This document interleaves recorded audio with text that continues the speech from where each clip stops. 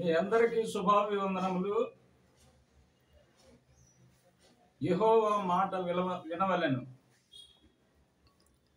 ద్వితీయోపదేశకాండం 28:2. నీ దేవుడైన యెహోవా మాట వినిన ఎడల ఈ దీవెనలన్నీ నీ మీదకి వచ్చి నీకు ప్రాప్తించును.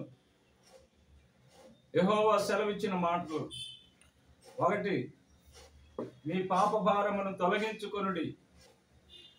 యెషయా 1:18. యెహోవా ఈ మాట సెలవిచ్చుతున్నాడు: రండి, మనం వివాదం తీర్చుకుందాము. మీ పాపములు రక్తం వలె ఎర్రనివైనను, హిమము వలె తెల్లబడును, కెంపు వలె ఎర్రనివైనను, గొర్రెబొచ్చు వలె తెల్లని మగను. మీరు సమ్మతించిన ఆ మాట వినిన ఎడల మీరు భూమి యొక్క మంచి పదార్థములను అనుభవించెదరు. 2. మీ మార్గములను మీ క్రియలను దిద్దుకొనుడి. ఇర్మియా 7:2. నీవు నీ దేవుడైన యెహోవా మందిర ద్వారమున నిలవబడి ఈ మాట ప్రకటించుము: నీవును నీ ఉద్యోగస్తులను నీ జనులకు యెహోవా మాట వినుడని ప్రకటింపుము. ఇశ్రాయేలీయుల దేవుడును నాకు యెహోవా ఇలాగు సెలవిచ్చుచున్నాడు: నేను ఈ స్థలమందు మిమ్మల్ని నివసింపజేయనట్లు మీ మార్గములను మీ క్రియలను దిద్దుకొనుడి. 3. మీ కుమార్తెలకు రోదనము చేయ నేర్పుడి, ఒకరికొకరు అంగలార్పు విద్య నేర్పుడి. ఇర్మియా 9:20. స్త్రీలారా, యెహోవా మాట వినుడి, మీరు చెవియొగ్గి ఆయన మాట ఆలకించుడి. మీ కుమార్తెలకు రోదన చేయ నేర్పుడి, ఒకరికొకరు అంగలార్పు విద్య నేర్పుడి. 4. విశ్రాంతి దినమును పరిశుద్ధ దినముగా ఆచరించుడి. ఇర్మియా 17:20. యూదా రాజులారా, యూదా వారలారా, యెరూషలేము నివాసులారా, ఈ గుమ్మములో ప్రవేశించిన సమస్తమైన వారలారా, యెహోవా మాట వినుడి.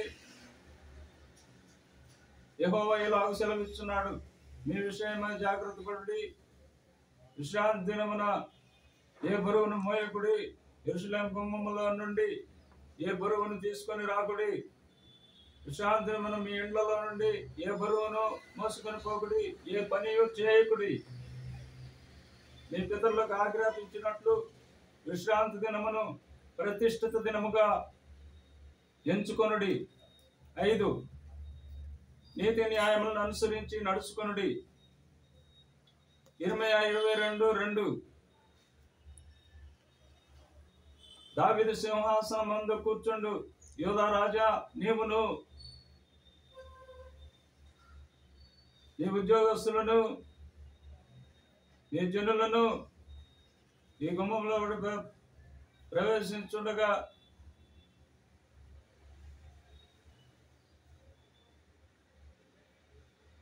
యెహోవా ఆజ్ఞ ఇచ్చుచున్నాడు: మీరు నీతి న్యాయమును అనుసరించి నడుచుకోండి. దోచుకొనబడిన వానిని బాధపెట్టి వారి చేతిలో నుండి విడిపించుడి. పరదేశులైనను, తండ్రి లేని వారినైనను, విధవరాండ్రనైనను బాధింపకుడి. వారికి ఉపద్రవము కలుగు చేయకుడి. ఈ స్థలమందు నిరపరాధుల రక్తమును చిందింపకుడి. మీరు నిశ్చయముగా ఇలాగ చేసిన ఎడల దావీదు సింహాసనమందు కూర్చుండు రాజులు రథములను గుర్రములను ఎక్కి తిరుగుచు ఉద్యోగస్తుల సమేతముగాను జనుల సమేతముగాను ఈ నగరు ద్వారములలో గుండా ప్రవేశింతురు. కీర్తన 15:2. యెహోవా నీ గుడారములో అతిథిగా ఉండదగిన వాడెవడు? నీ పరిశుద్ధ పర్వతం మీద నివసింపదగిన వాడెవడు? యథార్థమైన ప్రవర్తన కలిగి నీతిని అనుసరించుచు హృదయపూర్వకముగా నిజం పలుకువాడే. అటివాడు తన నాలుగుతో కొండెమలాడడు, తన చెలికానికి కీడు చేయడు, తన పొరుగు వాని మీద నింద మోపడు. తన దృష్టికి నీచుడు అసహ్యుడు. అతడు యెహోవా యందు భయభక్తులు గల వారిని సన్మానించును. అతడు ప్రమాణం చేయక నష్టము కలిగినను మాట తప్పడు. అతడు తన ద్రవ్యమును వడ్డీకివ్వడు. అతడు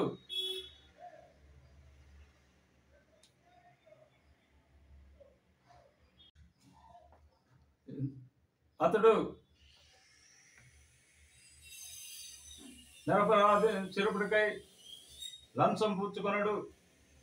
ఈ ప్రకారం చేయవాడు ఎన్నడను కదల్చబడడు.